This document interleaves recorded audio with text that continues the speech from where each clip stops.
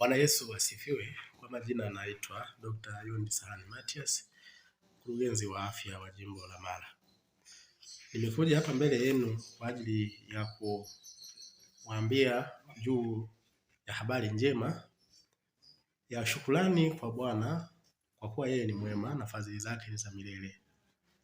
Kwa maana hiyo tutakuwa na juma maalum kwa ajili ya masomo ya afya kuanzia Disemba 21 mpaka 28 kwa kutumia kitabu maalum ambacho tayari kimeshatolewa na mwongozo kupitia idara yetu ya afya ya Union ya Kaskazini. Kitabu chenyewe muonekano wake ndio huu, ambapo nimepata wasaa wa kukipitia kitabu hiki.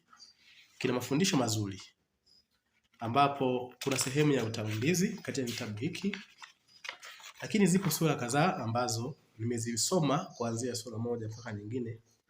Nimegundua yapo mambo mengi yaliyoandikwa mazuri ambayo yamesamariziwa vizuri ndani ya muda mfupi. Mtu anaweza kuyasoma kwa lugha ya Kiswahili na yakamsaidia katika maisha.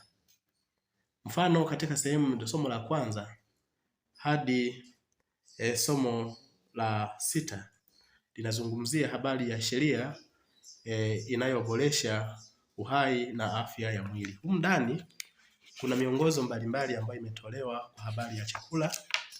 Kuna miongozo mbalimbali iliyotolewa kwa namna ya kuishi ikijikinga na magonjwa yasiyoambukiza pamoja na magonjwa hatari kama vile sukari pamoja na pressure.